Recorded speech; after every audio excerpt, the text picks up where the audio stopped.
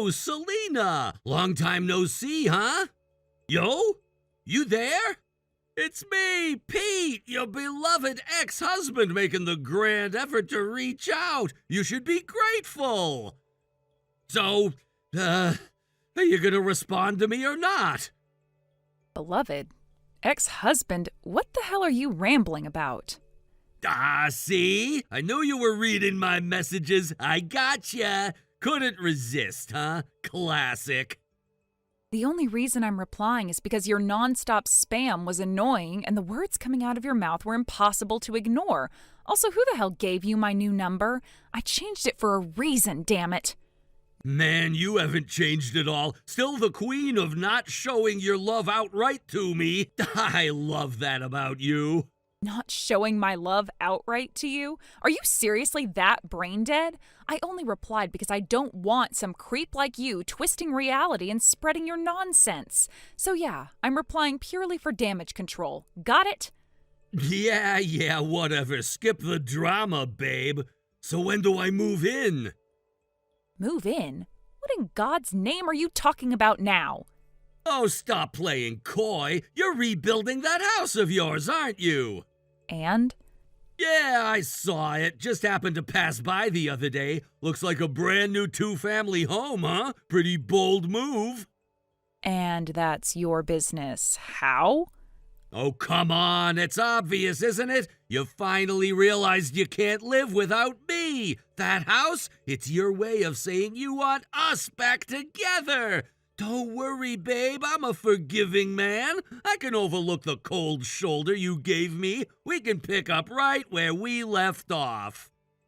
I honestly don't know where to begin correcting your idiocy. Seriously, what fantasy world are you living in? I have zero interest in getting back with you. None.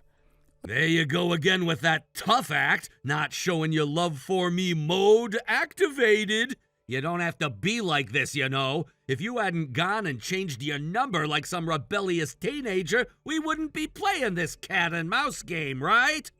Listen carefully, you delusional fossil. I didn't change my number for fun. I changed it to escape you. I don't want anything to do with you or your warped little fantasies.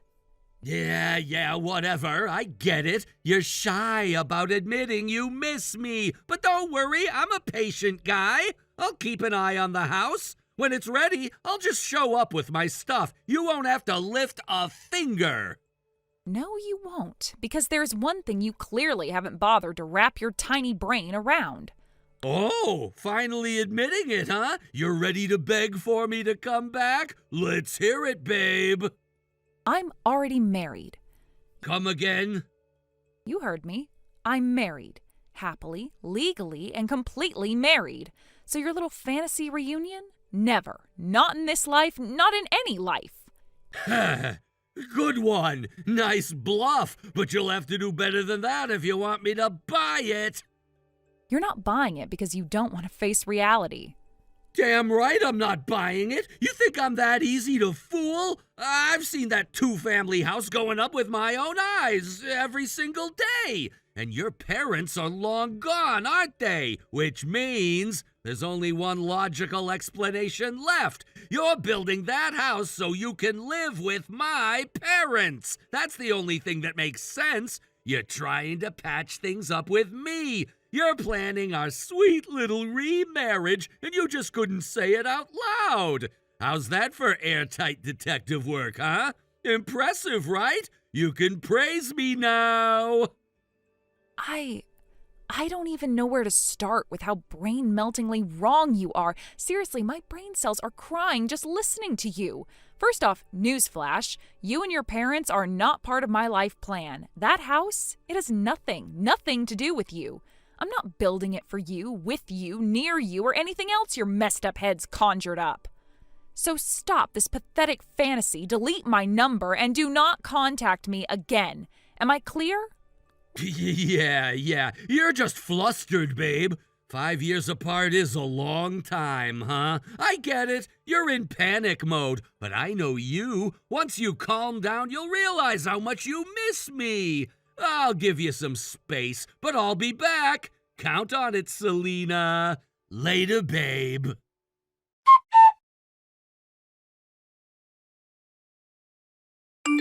Hey, Selena!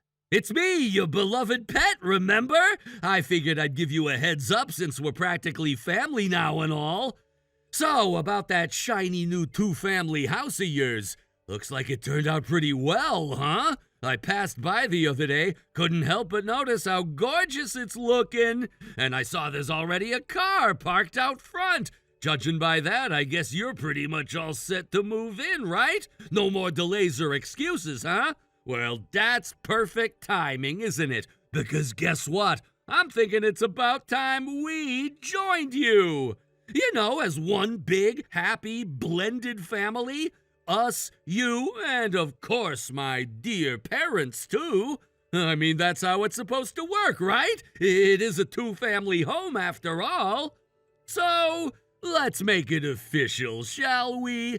We'll be bringing our things over soon, and we'll be counting on you to welcome us properly. From now on, let's all get along, okay? You can look forward to seeing us around morning, noon, and night. We'll be neighbors, housemates, family, whatever you want to call it. Anyway, don't stress too much about the details. We'll take care of the rest when we get there. See you real soon, Selena!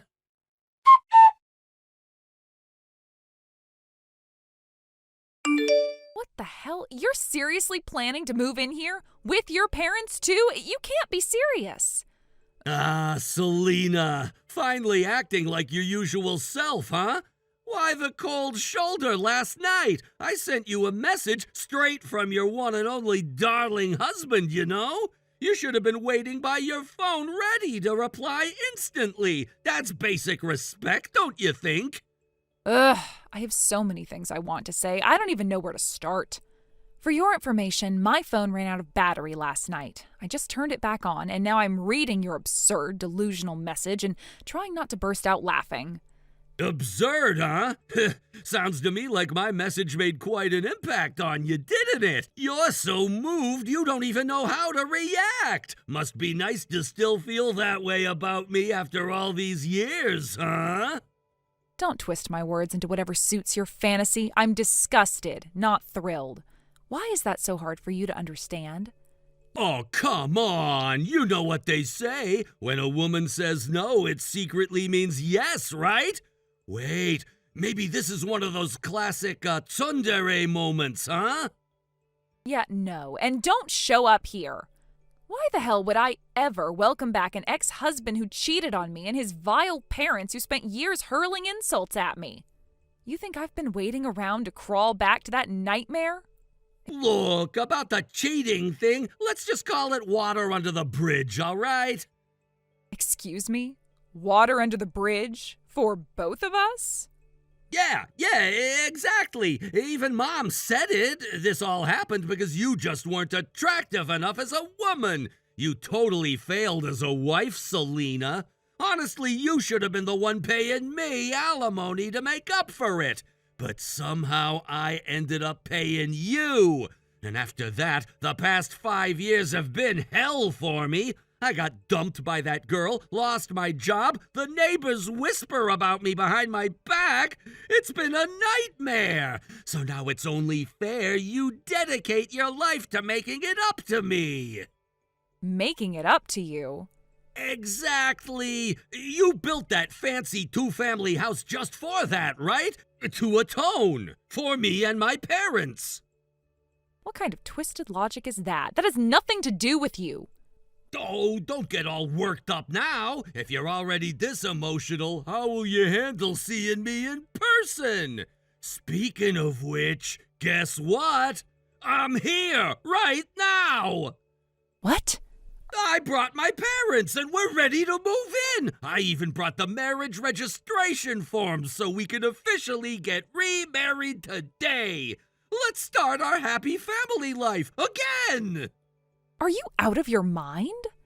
Our stuff's on the way, too. Movers will be here in the afternoon, so yeah, you'll take care of those feels, right? Thanks in advance.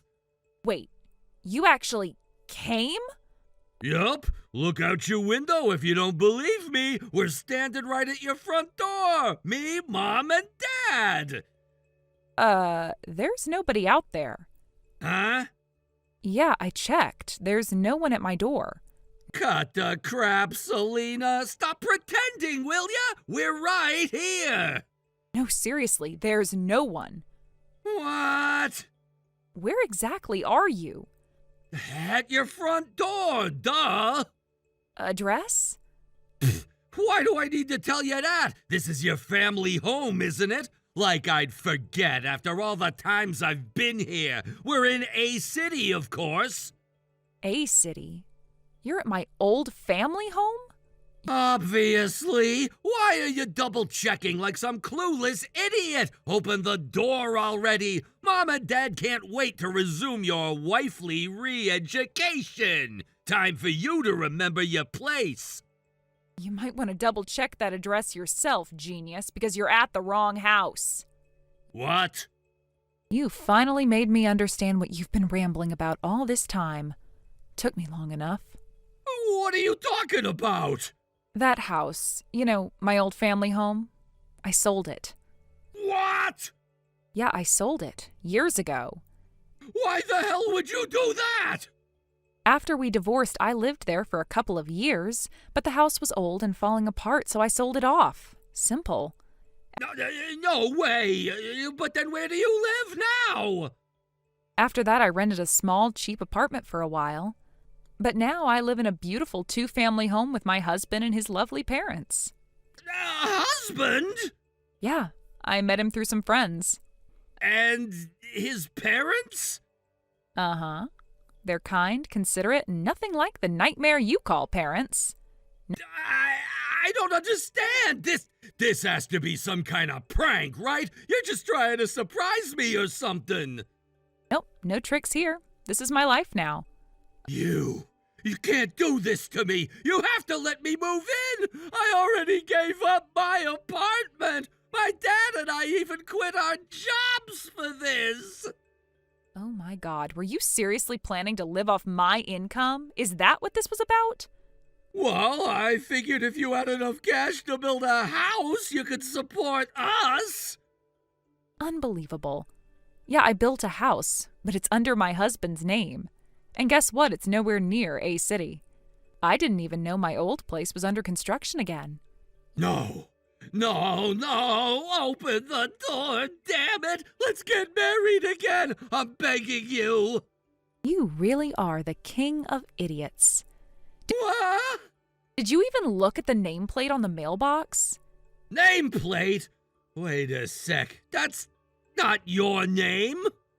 Exactly. Some completely unrelated family lives there now. Got it? You're trespassing on a stranger's property. What?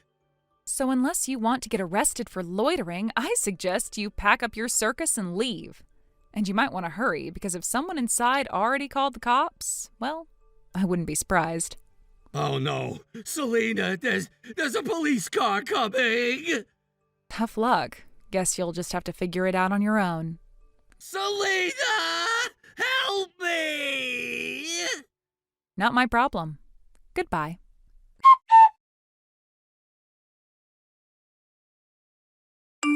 Sometime later, I received an unexpected phone call from one of my ex-husband's distant relatives.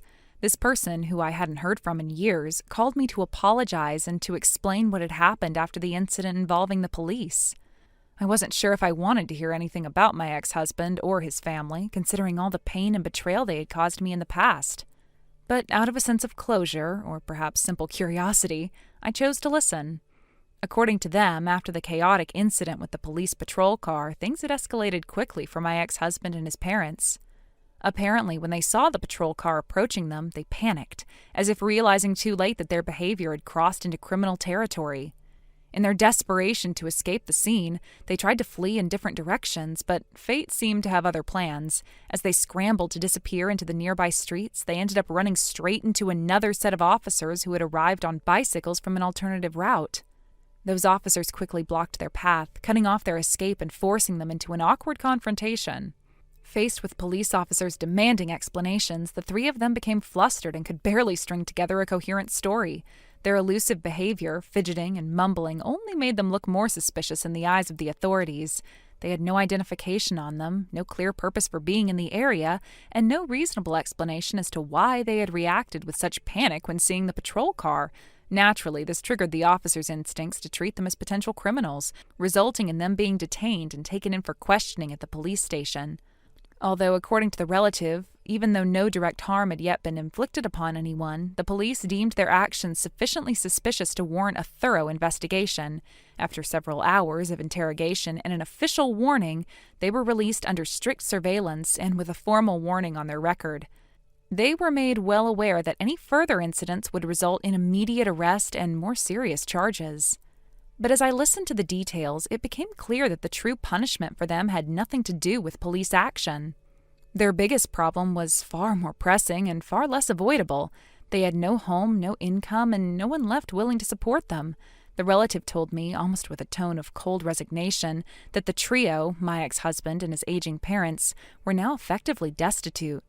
In the 5 years since our divorce and the ugly affair that had shattered not only our marriage but also their social standing, they had managed to alienate practically everyone in their extended family. Once their dirty laundry had been aired for all to see, the cheating, the manipulation, the lies, they had been ostracized. Relatives who once might have offered them a spare room or financial help had turned their backs, disgusted by the betrayal and selfishness they had displayed.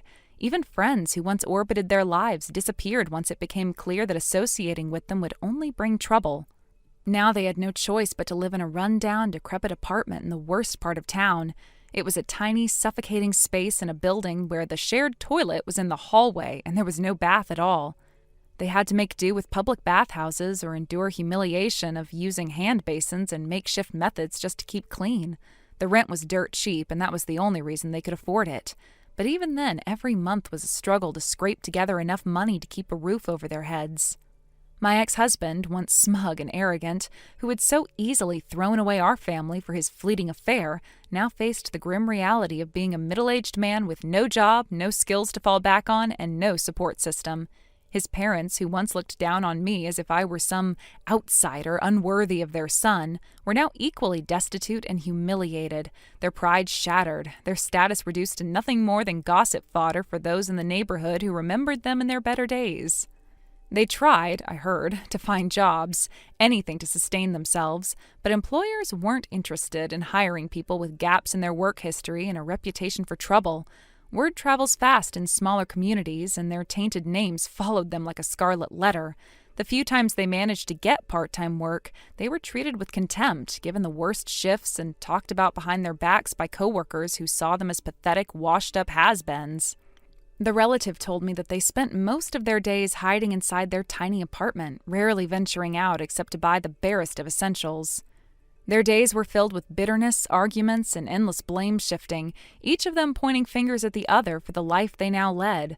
My ex-husband blamed his mother for controlling him and pushing him into decisions he now regretted. His mother, in turn, blamed him for being weak and useless, for not providing the life she believed she deserved. His father, silent and broken, merely sat in the corner, staring blankly at the walls, having given up on the idea of a better future. I won't pretend that hearing all this didn't stir some complicated feelings in me. A part of me, the part that had suffered through their cruelty, their betrayal, their manipulation, felt vindicated. They had made their bed, and now they were forced to lie in it, cold, lonely, and penniless. But another part of me, perhaps the more compassionate side, couldn't help but feel a pang of pity. I had moved on, I had rebuilt my life, found happiness again, and surrounded myself with people who truly cared about me and valued me. I had a partner who respected me, a support network that embraced me, and a peaceful home where love, not resentment, was the foundation. Well, well, Allison, you're trying to cut corners again, aren't you? This is exactly why girls raised by some sloppy, broke single father always end up like this. Absolutely useless. London, I'm sorry, what are you even talking about? That was a very sudden attack, and I don't see where it's coming from. Oh, don't play dumb with me. You were about to serve up lazy food again, weren't you? Were you seriously about to feed my son that kind of garbage? Lazy food? I don't understand. What do you mean? Your fridge! It was packed full of pre-made side dishes. I saw it with my own eyes. Wait, are you saying you went inside our house again while we weren't home? I simply stopped by to borrow something, and while I was there, I took a look around to see if my son's wife was keeping the home properly. There's nothing wrong with that, is there? There's everything wrong with that. I've asked you before. Please don't let yourself in when nobody's home. At the very least, can't you wait until Flynn or I are present and let us know beforehand? And now you're dodging the topic. Typical. You always try to shift the blame when you're called out for your own failures. We're talking about those pathetic pre-made meals in your fridge, not your boundaries. So you really think having pre-made dishes is cutting corners? Absolutely. Especially that excuse of a meat and potatoes stew. What were you even trying to do with that? Meat and potatoes? Wait, do you mean that stew? Yes, if that's what you call it. The vegetables were cut unevenly, the broth was tasteless, so just appalling. So I threw it away. You what? I threw it out. There's no way I'd let Flynn eat something so bland and half-hearted. That dish, Flynn made it. What? My father's friend brought us fresh potatoes the other day. Flynn got really excited and said he wanted to try cooking something on his own. So he followed a recipe step by step and made that nikujaga himself. You're telling me Flynn made that? Yes, he's been getting more and more interested in cooking lately. He's been flipping through recipe books after work and practicing with the basics. That stew was something he was really proud of, and you threw it away like it was trash? You let your husband, a grown man, cook for himself? I'm sorry, I'm not sure how that's relevant. Unbelievable. That alone proves you're a failure as a wife. But more importantly, don't you dare ever serve him reheated meals again. And from now on, make sure he eats better food, not the leftovers from yesterday. What exactly do you mean by better? I saw you the other day at the supermarket. You were buying marked down meat and wilted vegetables. I saw you looking through the clearance bin like a scavenger. You were watching me? I was going to say hello, but honestly, I was too embarrassed. I couldn't believe you'd stoop so low in public. London, have you ever stopped to consider why we're struggling to stay within our budget lately? You barging in uninvited and throwing out food like that, it's not just invasive, it's wasteful. That lazy stew could have lasted us 2 days' worth of meals and you just trashed it. Excuse me? I'm sorry, but we have reached our limit. I'm going to talk to Flynn and ask him to take back the spare key. You can't keep coming and going whenever you like. You what? You're taking the key away from me? Actually, I'm thinking of changing the locks to a type that can't be duplicated so easily, just to be safe. You little... I really don't have time to argue anymore. I have work left to finish. If you have concerns about what Flynn eats or what we keep in the fridge, feel free to call before showing up uninvited. Oh, this is unbelievable. I am his mother. And I'm his wife. He's an adult, London. You don't get to decide what he eats, where he eats, or what time he gets home. And you certainly don't get to dictate how I manage our meals at home. You're going to regret this. Maybe, but at least I'll regret it with my dignity intact. Now please leave.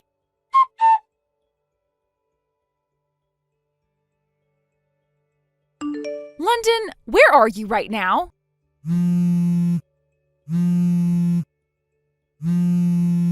I have been calling and messaging you for over an hour and no response. And I need you to return the spare key, remember? Still nothing. London, come on, I can see that you've read my messages. Yes, calm down. What is it now? When you stopped by earlier today, you took something from the house, didn't you? I already told you. I sent a message saying I was borrowing something. The conversation about your disgraceful cooking was just a side note. That wasn't the main reason I dropped by. Then give it back. Excuse me? When a mother-in-law politely asks to borrow something, the proper response from a daughter-in-law is, of course, take whatever you need. Not screaming demands. Then come when someone is actually home. You can't just let yourself in like that, London. I did message you that I'd be borrowing something. Don't act like I didn't give you a heads up. A vague message saying I'm dropping by to borrow something isn't enough. You didn't say what you were taking. Some things are precious. I don't want just anyone grabbing whatever they like from my home. You're being ridiculous. If you're going to obsess over every little item, you're clearly not cut out to be the wife of this family. Stop trying to twist this around and justify your behavior. You took something deeply personal, something that mattered to me. What are you even talking about? The dress you took, that was my mother's dress. It's one of the only things I have left of her. This thing? Oh, that explains the weird pattern. Such a dated look. Oh, figures it would come from a cheap background. You knew. You knew, didn't you? And now you're pretending you didn't? Even knowing, it's not like it's anything special. You're acting like it's some priceless heirloom when it honestly looks like a thrift store reject. Then give it back! Well, that's going to be difficult right now. Why? Because I'm wearing it. What? A friend of mine invited me to a last-minute theater night. She said, let's make it a bit classy, everyone in dresses. But the problem was my own dresses were all at the cleaners. I wore one to a cousin's wedding just last week, and everything's out being washed. So you decided to wear my mother's dress without asking? Yes, I remembered seeing a few of your dresses tucked away. I thought one of them might do in a pinch. It's not my fault you keep sentimental junk in the closet and expect me to know which rags are sacred. Why didn't you rent something or just wear something simple? Rentals cost money. Why should I waste money when there's something right there at home? This worked out perfectly. It's convenient. No, London, it's not convenient. It's theft. That dress was not yours to take, not yours to wear, and not yours to mock. Oh, stop being so melodramatic. I told you, I'll return it. It's not like I'm keeping it. You're blowing this out of proportion. You don't get to decide what is or isn't a big deal. That dress was the only thing I had left from my mother. It was hers. She wore it on the last birthday we celebrated before she passed. You had no right. Oh, please. You can't live your life clinging to old rags and memories. Let it go already. She's gone. Don't you dare. I really don't have time for this. The performance is starting. I'm turning my phone off now. London, don't you dare hang up on me. Toodles.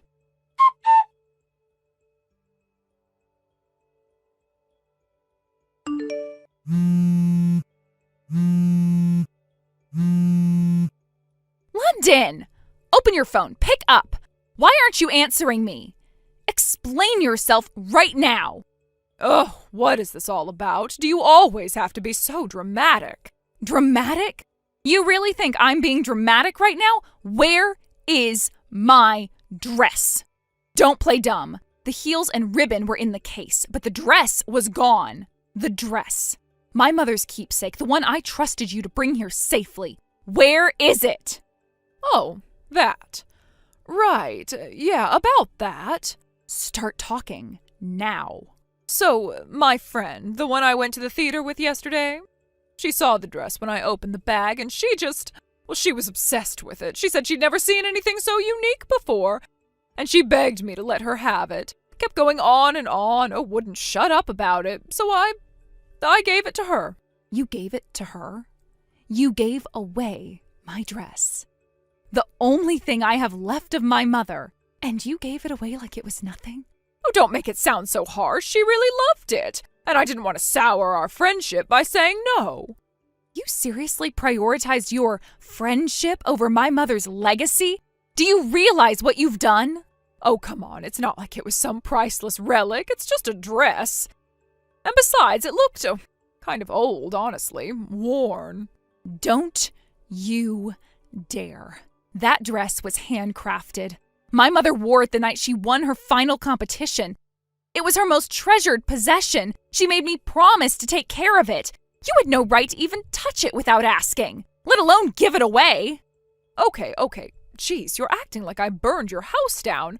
I'll pay you for it if it means that much to you. What, like $300? It's worth $300,000. Sorry, what? $300,000. That's what the dress is worth. It was made by a Japanese living national treasure. A one-of-a-kind commission, silk, hand-dyed by a master. Priceless? Maybe, but insured for $300,000. That's a joke, right? There's no way something like that ended up in your family. Why not? Because we're not dripping in gold? Because I come from a single-parent household, you assume we're broke? My mother's family descended from nobility. The dress originally belonged to my grandmother. She purchased it through a personal connection with a renowned artisan. And that artist was recognized by the Japanese government for cultural preservation. No, you're lying. This is some kind of trick to guilt me. You don't believe me? Fine. Ask your sister Angela. She and her husband visited our home, remember? She took one look at the dress and nearly cried. Recognized the textile work instantly. Said it had to be from a living national treasure. And said it could easily be worth $300,000 or more. She even asked to take a photo of it to show her contacts. Why didn't you tell me all of this earlier? I tried, but you turned off your phone. You always do that when things get inconvenient, don't you? You walk around like nothing matters unless you decided it mattered. Okay, fine, I'm sorry, I didn't know. But you knew it was my mother's keepsake. You knew I trusted you. And you still gave it away. You still laughed when you told me it had been chopped up for an aloha shirt. Well, I didn't think it would spiral like this. I just thought she'd wear it once, maybe keep it. I didn't think she'd destroy it. You didn't think at all. That's the problem. You act like people's hearts are toys. You walk around with your smirk and your petty little remarks, but the truth is, you're cruel. And when someone finally holds you accountable, you act shocked. Look, I said I'd pay for it. I'll find a way. You said it was a cheap old dress not 5 minutes ago. Now suddenly you're scrambling, but you know what? I don't want your money. I want my mother's dress back. Can you do that? No, it's gone. I told you. It's been cut to pieces. Then we're done, because this wasn't just a mistake. It was theft.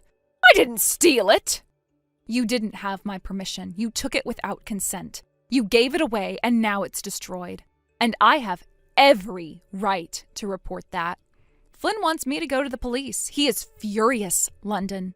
Because while you were destroying what little I had left of my mother, he was the one trying to help me hold it together. Flynn's involved in this? Yes, and more than that, he told his father everything. What? He told his dad? Flynn sent him a message. He's flying back immediately. He said, and I quote, "If she did this on purpose, we'll be having a very serious conversation about what kind of woman I married." He also said you might want to start preparing for a divorce. No. Oh, this is a nightmare. It was just a stupid dress. How did this happen? Because you made it happen. You saw something that mattered to me and decided to ruin it. And the kicker? You weren't subtle about it. You whispered to yourself as you took the dress. "So, this is her precious keepsake dress, huh? Well, I'm sure it's nothing special. She'll probably panic when she finds out I wore it." How do you know that? Because you were caught on camera. Our pet monitoring system has sound. It recorded every word. And now it's evidence. Evidence of intent, of motive, of malice. No, please. This can't be happening. I didn't know it was being recorded. I didn't think. You never do. And for once, that's going to cost you. Please, can't we just talk about this? Work something out? You had that chance. You lost it. From here on out, I'll be handling everything through legal counsel. You'll hear from my attorney soon. Wait, no, don't do this. I'll be ruined. You should have thought of that before you treated my grief like a joke. Before you handed my mother's memory over to a stranger just to feel powerful. You destroyed something I can never replace, and now you'll have to live with the consequences. Goodbye, London.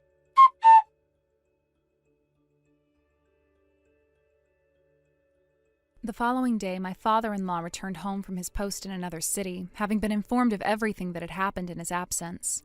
The moment he stepped through the front door and saw the tension in the air, he knew something was wrong. But once he heard the full story, every reckless, selfish act that had unfolded, his rage boiled over. I had never seen a man look so completely betrayed by the people he trusted most. His face, usually calm and composed, was hardened with fury and disbelief. He didn't waste time with shouting or theatrics. No, his response was far more final. He immediately told my mother-in-law that their marriage was over. No more discussion, no more second chances, just a quiet, steely declaration that it was finished.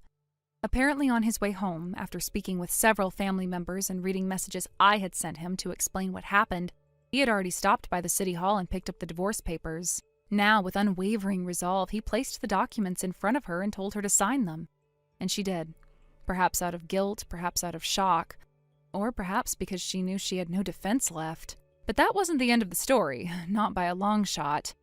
For the infamous wedding dress, the one that held so much sentimental and monetary value, it had been recklessly cut up and turned into a gaudy aloha shirt, all for the sake of some tasteless joke.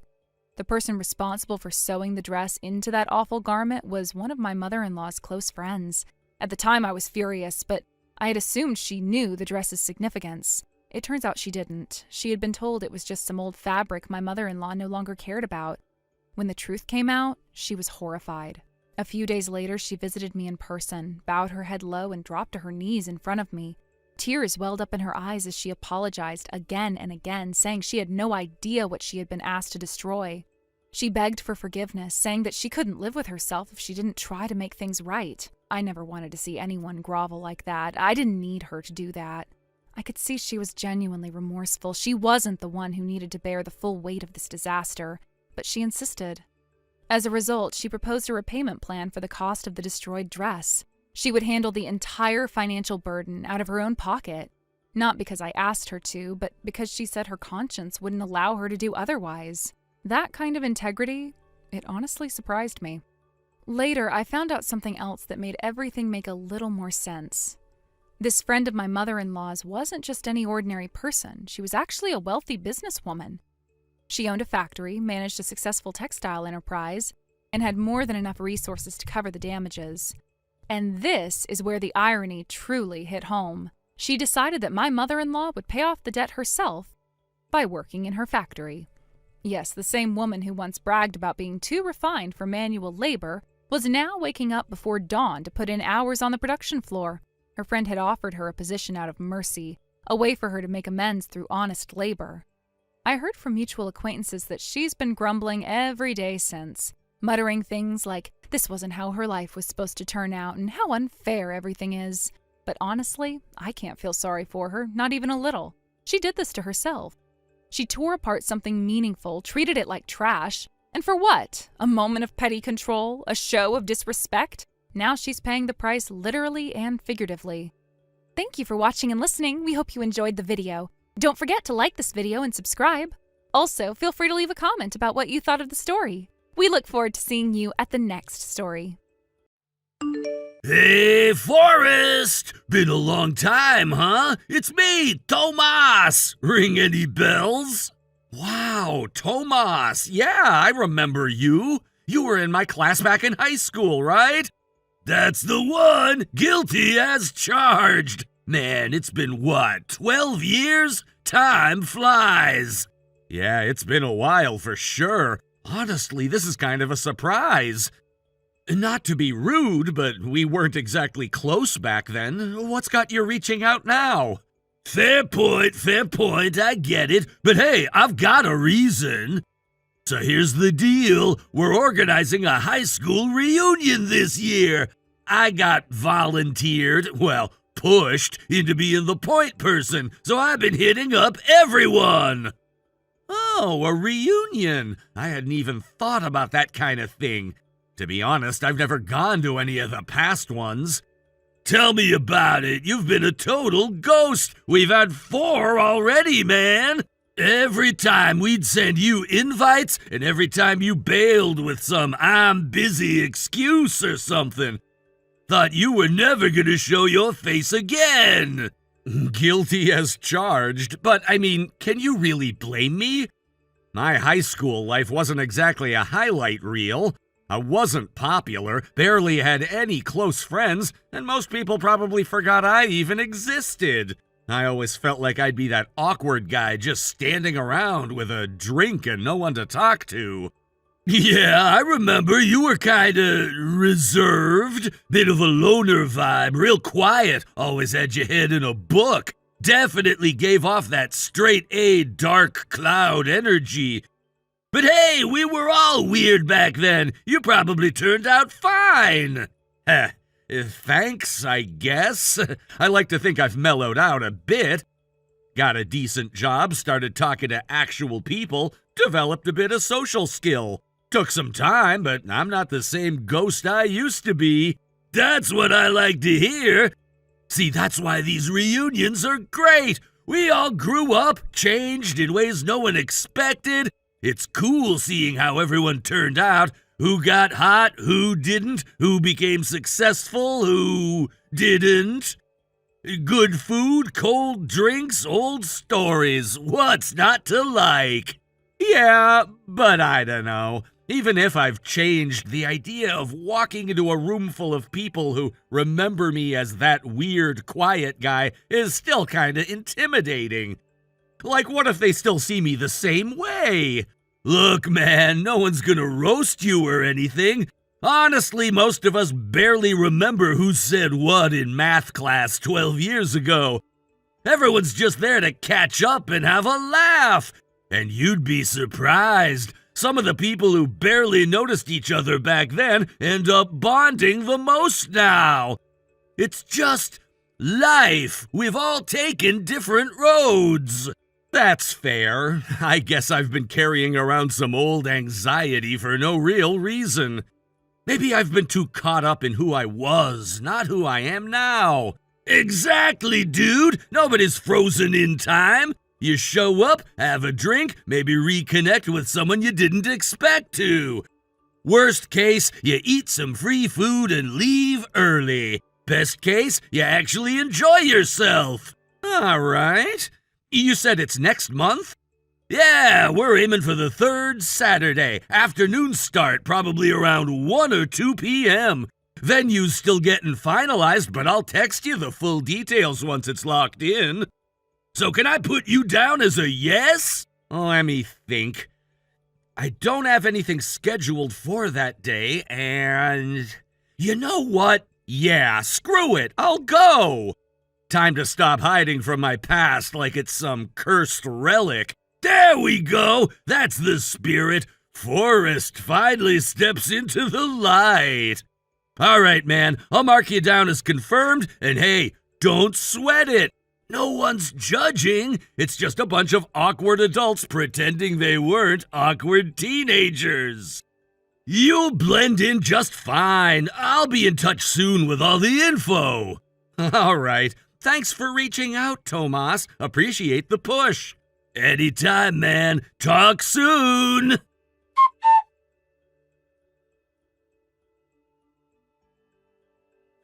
Hey, Tomas, got a second? I just got to the venue a little before 3, like the invitation said, but there's no one here. Not a single person. Did I mess up the address or something? Tomas? Dude, seriously? You actually fell for it? That's hilarious! Wait, what do you mean, fell for it? Reunion venue changed, bro! We canceled that place earlier today! Changed? To where? Now why would I tell you that? Come on, man! You're the punchline today! God, I can't believe how easy this was!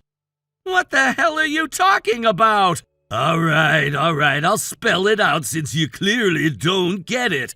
So there's this little game me and my buddies play during drinking parties. It's kinda our signature move. We invite everyone to a place, confirm the time and all that.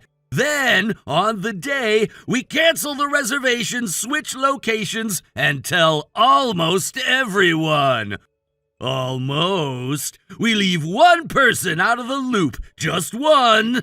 You're joking! Nope. And guess what? Today, you were the lucky one we didn't tell.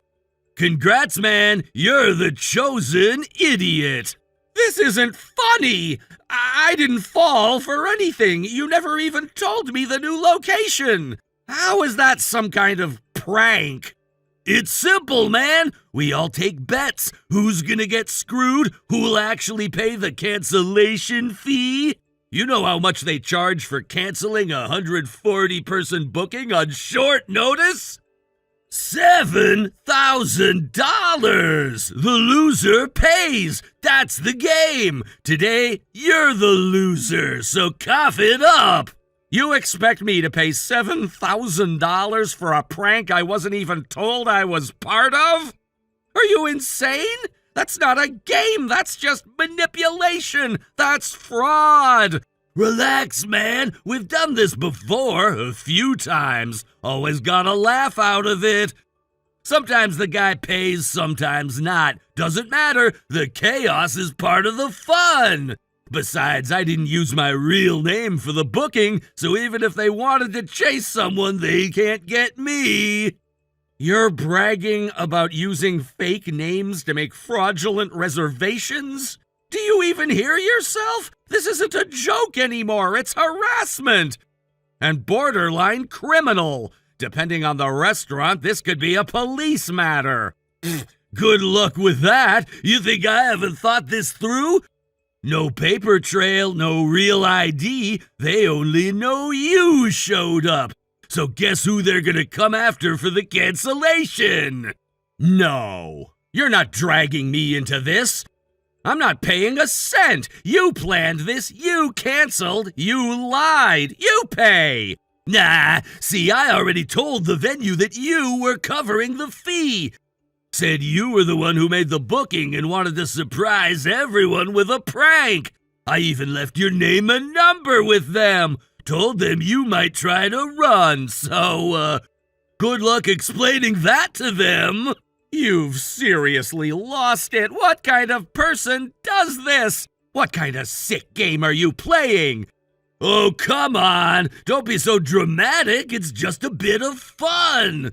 Besides, it's not like you were even excited for this reunion anyway. You said yourself you were a nobody in high school. Thought it'd be funny to see the quiet kids squirm. So this was targeted. You singled me out because I didn't have many friends? You're still that insecure, pathetic bully who thinks screwing someone over makes you relevant? Nah, I just hate when people like you think they're suddenly part of the crowd. You weren't, you aren't, you won't be. You should have stayed in your little cave. This world's for people who can handle a joke. This isn't a joke, it's malicious. And if you think I won't take this to the police, think again. That restaurant could come after both of us, and I'll make sure every detail gets traced right back to you. Good luck proving anything. Fake name, burner number, I've done this dance before. Unbelievable. I honestly can't believe I ever thought about showing up and reconnecting. I thought maybe we'd all grown up a bit, but you've just become better at being cruel. Whatever, man. Thanks for the entertainment, though. You looked hilarious standing there all alone. If you end up paying the fee, great. If not, well, still worth it for the laughs. You want laughs? Try laughing when a lawyer's knocking on your door, because I'm not letting this go. You do that. Meanwhile, we'll be clinking glasses somewhere way more fun than that empty-ass venue you're still standing in. Enjoy the silence, Forrest. Later, loser. Go to hell, Tomas.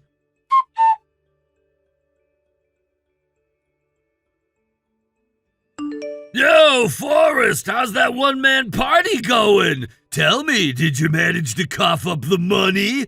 Over here, we've been partying hard. Real wild night.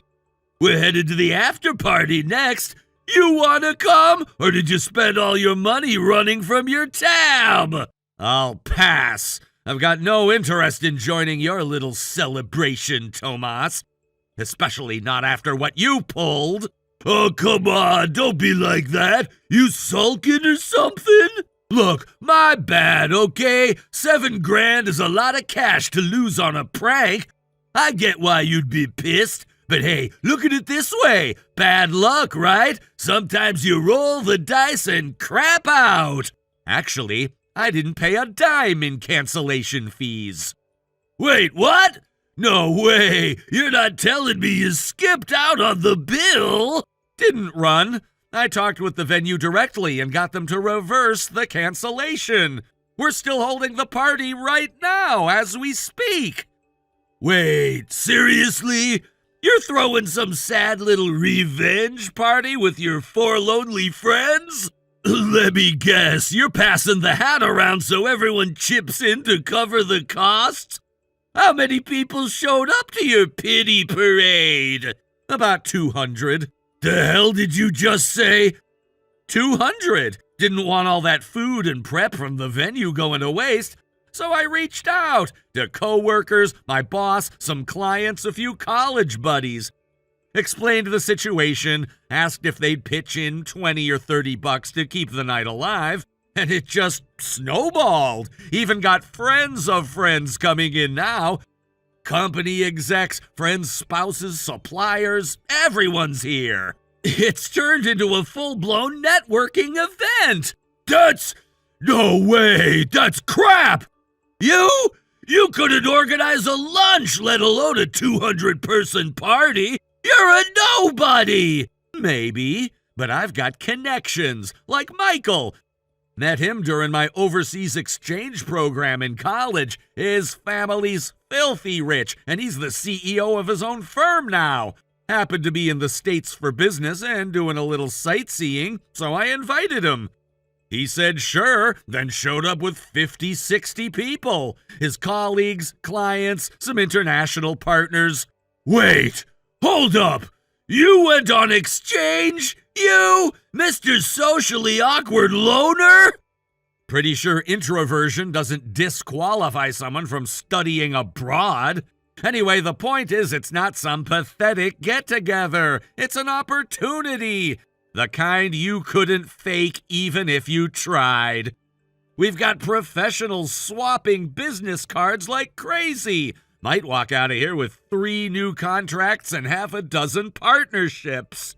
Yeah, right. You're just making this up now. Think what you want, but guess who showed up a few minutes ago? I don't care. Your company's chairman and president. What? You're lying! Nope, your president apparently knew me, came over and asked, "You're Forrest, right? You and our Tomas were classmates, weren't you?" Said he recognized me from a photo you'd shown around and he wanted to talk. Turns out he's been looking for an introduction to Michael's company. Thought I could help. And? Did you help? Tell me you helped! Nah, I turned him down. What? Why? Are you serious right now? That's my job on the line! Because it's your company. And let's not forget, I was the one who got conned. You tricked me into booking a venue, tried to stick me with a $7,000 tab just for your twisted amusement. Okay, but that has nothing to do with my company. Why take it out on my job? I don't have any beef with the company itself, but I sure as hell don't feel inclined to go out of my way for it either. Besides, when your president kept pressing, I decided to be honest. Told him everything. How you pulled a scam for laughs, how you nearly left me on the hook for thousands, and how this kind of behavior wasn't exactly new for you. What the hell, man? Why'd you tell him? Do you have any idea what'll happen if that deal falls through? I'll be the one who gets blamed! Not my problem. It's between you and your company. I just said I wouldn't introduce them. If the president still wants to pursue the deal, that's up to him. If not, well, maybe he's thinking twice about the kind of people he's promoted.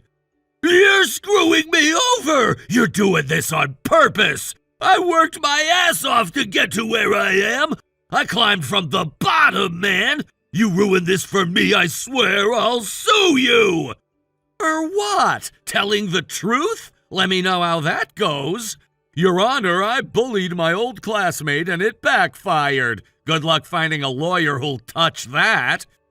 You smug bastard! You know, I almost gave you the benefit of the doubt. If you just owned up, apologized like a decent human being, I might have tried smoothing things over. I would have talked to your president, explained you made a dumb mistake and deserved a second chance.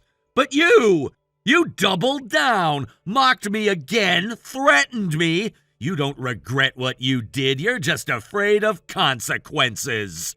Wait, don't go! Okay, I get it. You're right. I was an idiot. I shouldn't have done it. It was cruel and stupid, and I regret it. Please, I'll make it up to you. I'll apologize properly. Just, please talk to the chairman. Please fix this before it's too late. Too late? Tomas, they already left. Packed up and gone maybe 10 minutes ago. Even if I wanted to fix this, I couldn't. No, you son of a... You set me up! You let me walk into this and now you're laughing behind my back! Set you up? That's rich, coming from the guy who started this mess with a fake party. Let me give you some advice. Next time you plan to humiliate someone, make sure they don't know how to bounce back. You think you won? I didn't come here to win. I came to clean up the mess you made. And I did it with class, integrity, and the support of people who actually respect me. You've got a second-rate after-party and a bunch of plastic smiles. I swear I'll... What, call your lawyer? Go cry to your boss? Good luck with that. Anyway, we're wrapping up soon. People are starting to say their goodbyes. Meanwhile, I hear your group's heading to a karaoke bar for round 2. Hope it's a blast. Do you think I can enjoy anything now? Guess not. But hey, enjoy the company you keep. You earned it.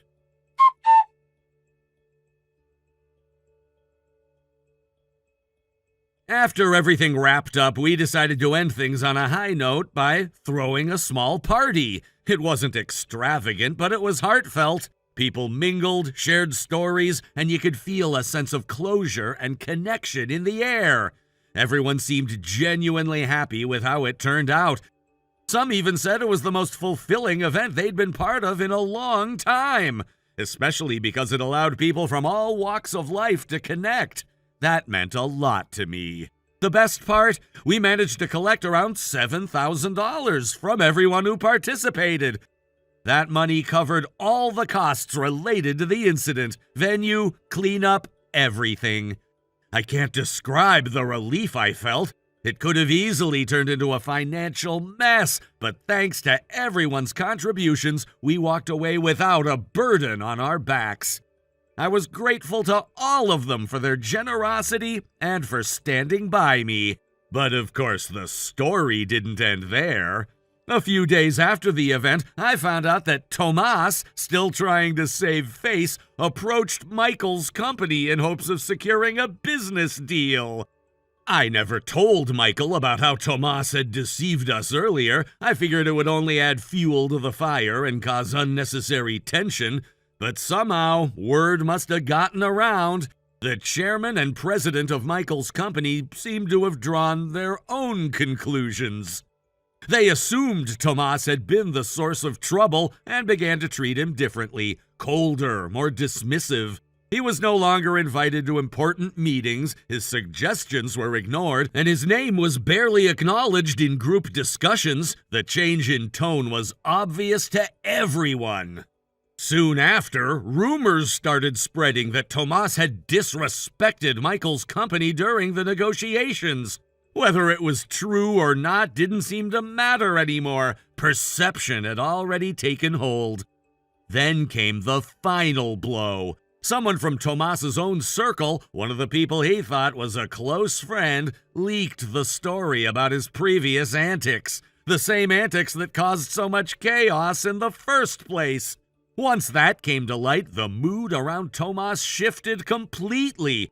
People started giving him side eyes, whispering when he walked past. He was no longer seen as a capable professional, but as a cautionary tale. His reputation, once decent if not impressive, was now in shambles. He began avoiding common areas, eating lunch alone, and eventually stopped showing up to optional events entirely. The isolation must have been suffocating.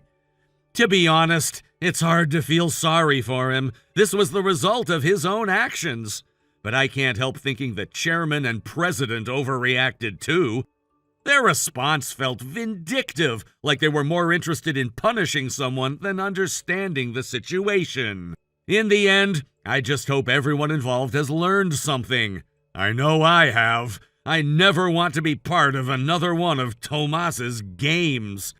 Some mistakes cost more than money. They cost trust, dignity, and peace of mind. Thank you for watching and listening. We hope you enjoyed the video. Don't forget to like this video and subscribe. Also, feel free to leave a comment about what you thought of the story. We look forward to seeing you at the next story. Hey, Laura, how you doing? How's it like still living with Mom and Dad?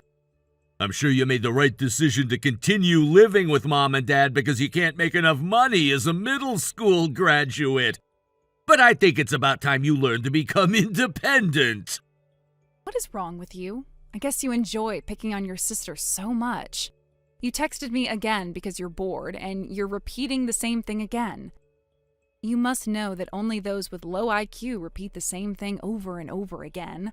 I'm worried about your vocabulary. Maybe go and get your brain checked? What are you saying? I used to be called a genius, a one-in-a-million child, the son of God. Unlike you, who haven't even graduated from high school, I have a bachelor's degree. We have very different educational backgrounds. So what do you want from me? Why are you texting me? What? Did you text me just to insult me for no reason? You must have a lot of time to waste. I'm busy right now, so can we talk again later? Waste your time on something else. Okay, poor people have no time to waste, I guess. They have to work frantically to make money. Bye. Hey, wait a minute, I'm not done talking to you. I texted because I had something I wanted to tell you. I didn't just text you because I was bored. I have better things to do than that. Then what do you want? Make it short and fast. I found a new job. I quit my old job and changed jobs. Okay, your 10th time changing jobs. Congrats. Nothing surprising, just classic you behavior. Goodbye then. I'm telling you to wait! Are you that busy? This time, I'm getting paid a lot, although it's just my first salary. My first salary is over $3,000. Okay, so what? What's the big deal? Come on, be honest and admit that you're jealous. No need to pretend like you're not. Girls are way prettier when they're honest and straightforward with their feelings, you know. That's a lesson from your brother. Gosh, I really don't understand what the big deal is. It's none of my business, and I'm not interested at all. Then let me be straightforward with you so that you can understand what I mean. A middle school graduate like you and a college graduate like me are just too different to understand each other, I guess. I'm guessing you barely make $1,500 every month because you're just a middle school graduate, which means you'll never be able to win against me. Do you finally get the point I wanted to make? Do you know the word ignorant, or is that word too difficult for you? Oh, are you referring to yourself? Yes, you're using the word right. You should have gone to high school at least. What are you going to do without any proper educational degrees? Oh, but you were happy with your middle school graduation certificate and decided to get a job instead of pursuing higher education. I'm sure you made this stupid decision because you hated studying. Such a dumb reason. I can't believe you made an important life decision like this just because of something so small. What an ignorant kid you are! You literally have no idea. What? Nothing. Don't worry about it. Then I guess you're done making your announcement? I'm at work now, you know. I think it's during your work hours too, no? You'll get fired soon if you don't do your work properly. How about you go back to work and stop wasting your time? Me? Getting fired? No way! That is the last thing that would happen. I'm a genius who used to be called the son of God, remember? Okay, let's go back to work. Bye. Hey, Laura, hello? I know you're jealous of my high salary, but you're being too obvious with your envy towards me. As the sister of a genius like me, you should at least act properly so that you won't embarrass me. Hey, are you still there? Don't just leave me on unread. Hello? I didn't give you permission to go offline.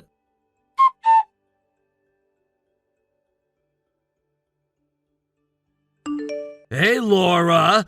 I'm getting my pay today. Do you want some? I should share with the poor. I thought this was your first salary after changing jobs. I think you should save the money for future purposes. Don't just use everything now. A genius like me never keeps money overnight. You know that saying? What did you say? Never mind, there's no way you know such a difficult saying. So, how much do you want? I feel sorry for you, so let me give you some as your brother who made $3,000 as his first salary. Why? I just feel so sorry for Mom and Dad who live off your small salary that you barely managed to make with your middle school degree. Poor Mom and Dad, they pretend like they're happy. So just answer me, how much do you want? I don't need anything. Well, I kinda knew it. I knew you would say no. Your useless pride would never say yes to my kind offer. Then why ask? Leave me alone.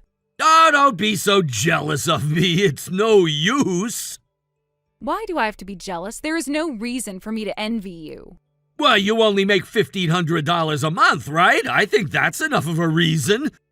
Imagining how impoverished your life must be, ooh, it gives me shivers. I'm just being kind, sis. Hey, first of all, I think you're misunderstanding something. You haven't been home for 10 years. You have no idea what kind of life we're having right now. It's none of my business how you have a wild imagination, especially in a negative way. But can you stop mixing your imagination up with reality, assuming like that's the truth? What are you saying? I'm sure that you don't make much money as a middle school graduate. And think about it. Dad stopped working after the company he worked for went bankrupt. Mom also quit her part-time job after she got sick. There's no way your monthly salary of $1,500 is enough to support the whole family. I'm sure you're so impoverished, barely having enough to eat every day. If you say so, how about you visit us once? Huh? You just live an hour away from our house. It's not that far. Too much work for me. I'm lazy. It's been 10 years since you last came home, so I'm sure it's worth your visit to see how things have changed. You can visit any time. Nah, I bet the house that was already old became even more worn out over the decade. No need to go there in person. Then how about you at least check the street view on maps and see how our house looks now? Huh? You can check how the house looks now. You'll understand that you're the one who has no idea and is being ignorant. You don't make any sense. If you can spare a minute or two and make the effort to check, you should understand what I mean completely. You're not as busy as me, right? You should have the time. Why would I do that? Too much extra work. Okay then, do whatever you want. So in the end, you just wanted to brag about your salary, right? You have no plans to share with us your money in the first place. You were just being the annoying brother you always were. If you want to waste your time on something so useless like this, how about you spend more time working? Wow, look at you being all bossy and acting like you know better than me. Unlike you, who has to work so hard like an ant, I'm a genius with a bachelor's degree, so people go easy on me even when I don't focus on my work for a while. You'll definitely be fired if you disrupt the workflow. You should know better if you're such a genius. You're the one who's on the verge of getting fired. I'm going back to work now. You should focus more on your work. You don't want to embarrass yourself. Okay.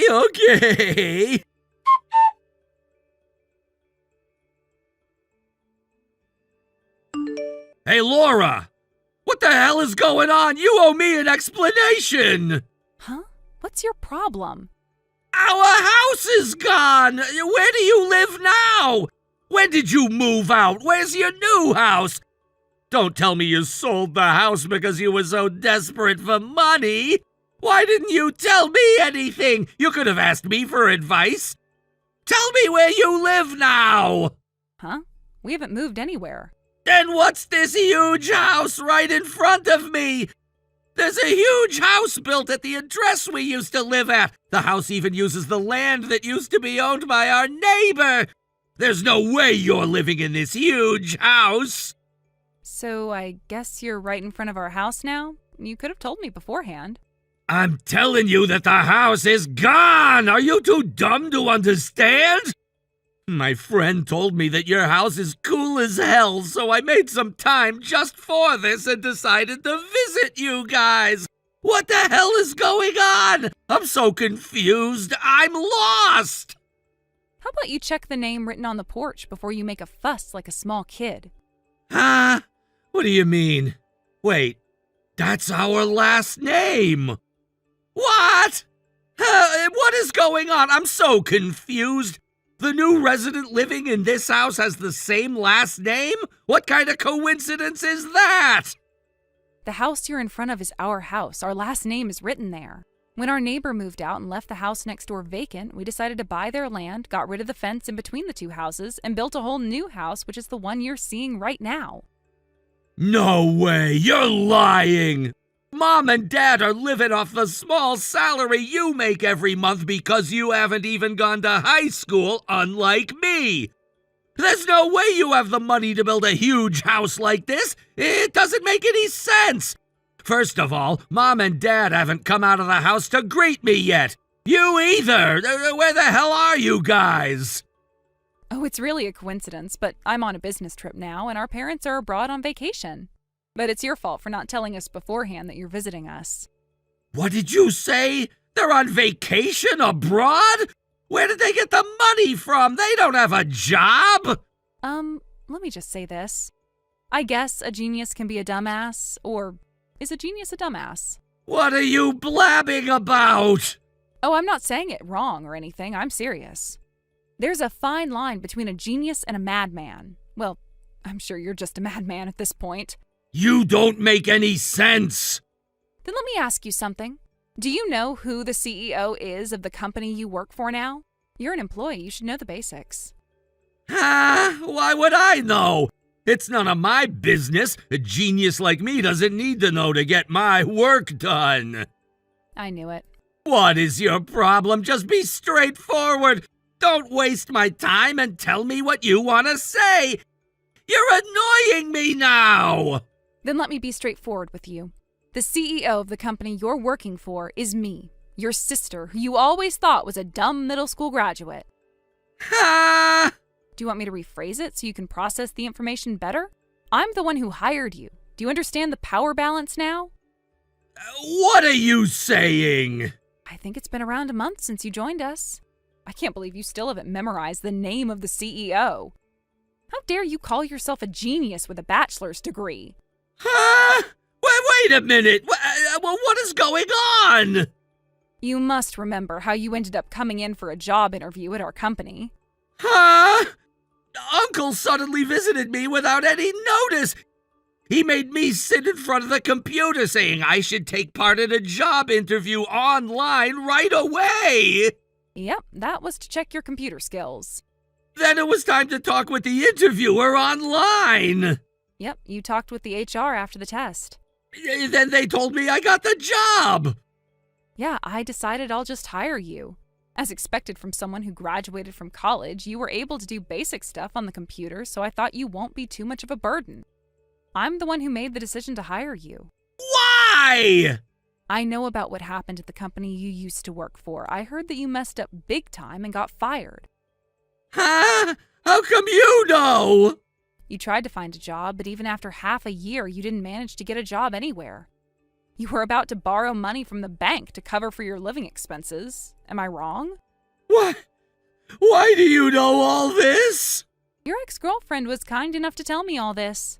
She's the one who told you? It seemed like she knew that I had my own company for some reason. Before I get in trouble because of my dumb brother, she advised me to do something and take matters into my own hands. She has a point, you know, and it's very kind of her that she let me know. Okay. So I asked my uncle, who works as my advisor at my company, and hired you as one of my employees. Does it make sense to you now? By the way, everyone in my company knows that you're my brother, the CEO's brother, okay? No, No, wait a minute. It doesn't make sense. How come you're the CEO when you don't even have a bachelor's degree? It's simple. I just started my own business. What? Ah, you started your own business? How come? You might have no idea what I've been doing the past 10 years because you rarely visited us. But I really worked hard and put a lot of effort. That's why I was able to rebuild our worn-out house. It's the result of my hard work. A middle school graduate like you is the CEO? If you can't believe it, go check the website of my company yourself. You can see my photo and read the greetings by the CEO. My face is clearly pasted on the website. What the hell? I'm a genius who graduated college with a bachelor's degree, but I'm being hired by my little sister who only went to middle school? Let me argue against that. I always wanted to tell you this. It's your fault that I had no other choice but to give up on going to high school. Don't you remember? Ah, it's my fault? The admission fee of my high school? You used them all up, saying it was an unexpected income you could use for whatever you wanted. Ah! Back then, it was just when the company Dad worked for went bankrupt, so we didn't really have money. So I gave up on going to high school. I was the one who paid for your tuition from your 3rd year until you graduated from college. I bet you never knew. You can't be serious! I hope you haven't forgotten one important thing. We're still testing if you're fit to continue working at my company. Ah! I decided to let you do your thing this past month, not telling you anything on purpose. But regarding your behavior and attitude at work, I'm sad to tell you that I've been receiving very negative feedback and comments from your fellow colleagues, especially your attitude towards Michael from marketing and Melinda from administration. Stop acting all bossy and intimidating them at work just because they're younger than you. They've been working at this company longer than you, so they're your seniors at work. You have to respect them. So there's 2 more months left for your testing period. I would not go easy on you just because you're my blood-related brother. If you don't change your attitude and start taking work seriously, I am ready to fire you anytime.